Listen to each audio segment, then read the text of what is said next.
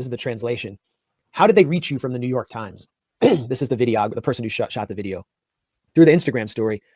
They called me again and again and explained how important it is to Israeli Hasbara. They really invested in it. It was important for them to know every detail. Blah, blah, blah. In other words, Anat Schwartz, an Israeli former military intelligence officer, working in Israeli media, hired by the New York Times to do Jeffrey Gettleman's legwork, was telling other Israelis that they need to go ahead with this story to help Israel's Hasbara, meaning help Israel make the case for its genocidal assault in Gaza.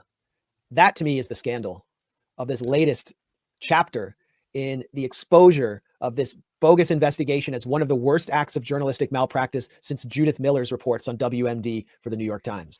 So, yeah, you're right, Aaron. It's a completely superficial response. The response should be actually to punish Jeffrey Gettleman, the lead author, and New York Times leadership. There should be fallout at the leadership level because they've been protecting this investigation. They authorized it, and they are pro-Israel. They're objectively pro-Israel.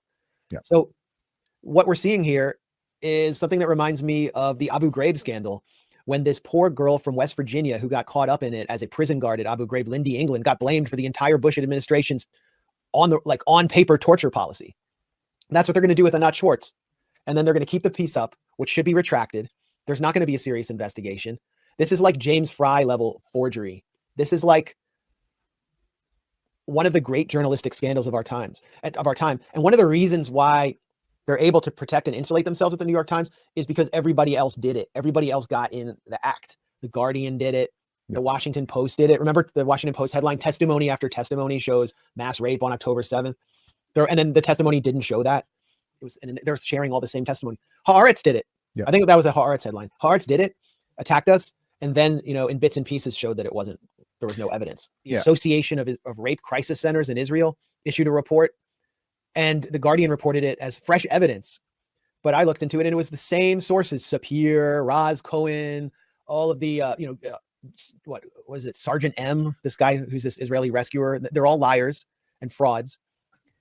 And there was nothing new in it, except that they had conducted interviews with members of Zaka, the most corrupt, discredited group, which was exposed by Haaretz after I published a kind of clinical debunking of all of their lies. Haaretz showed how Zaka members from this ultra-Orthodox supposed rescue group were actually carrying out fundraising calls with dead corpses on the ground nearby, which they had staged for those calls. They'd actually dragged corpses onto the site from October 7th in order to compel donors to send them money. And they've raised something like $20 million since October 7th, when they were financially insolvent beforehand. So these are the sources that keep coming up. They keep recycling them. And then CNN hosts the head of the Israeli Rape Crisis Centers, who conducted almost no original research for this report.